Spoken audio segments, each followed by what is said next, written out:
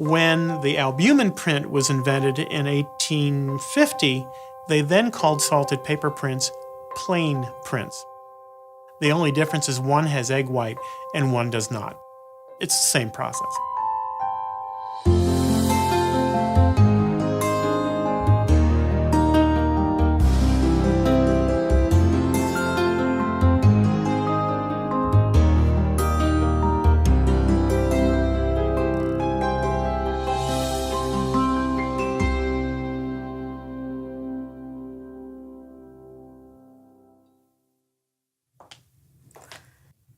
So these are examples of albumen prints. The albumen print was invented in 1850 by Louis Désiré Blanchard Evrard and was the most popular photographic process in the 19th century. This is an example of a pristine albumen print, how it would have looked when it was first produced. This is an example of a faded yellowed albumen print, characteristic of albumen deterioration. The albumen print is a silver chloride process. It uses table salt as part of its process. All it is paper that's been floated on a solution of albumen, egg white. The earliest albumen printing operations literally kept a lot of chickens because it took a lot of eggs to make a lot of albumen prints. You take eggs and you separate the white from the yolk. You beat the white, and when it settles back down again, you have this beautiful yellow liquid. In the liquid, there's sodium chloride or salt.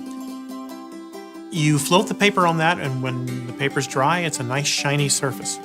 The paper's then floated, after it's dry, on silver nitrate. And when the silver nitrate and the chloride combine, you get photographic paper. What you finally have is a cheap and comparatively easy way of preparing paper for making a photograph using a negative that may have been produced by any number of processes. So a collodion negative could be printed as an albumen print.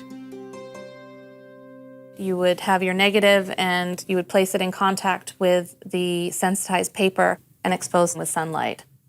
The thing that distinguishes an albumen print from a salted paper print or a platinum print is that the image is suspended on a layer above the paper rather than being embedded in the paper fibers, creating a much more precise and crisp image.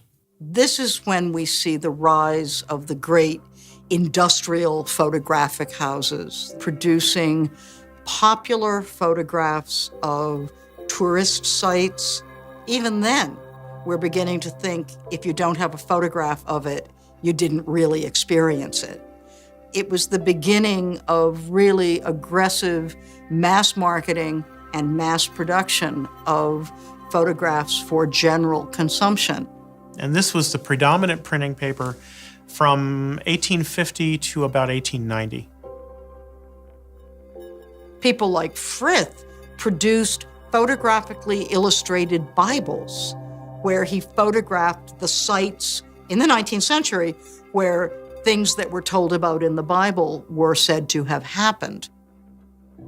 We begin to see how, really as early as the 1870s and 80s, the photograph becomes a really important, not just conveyor of knowledge and information, but a shaper of knowledge and information.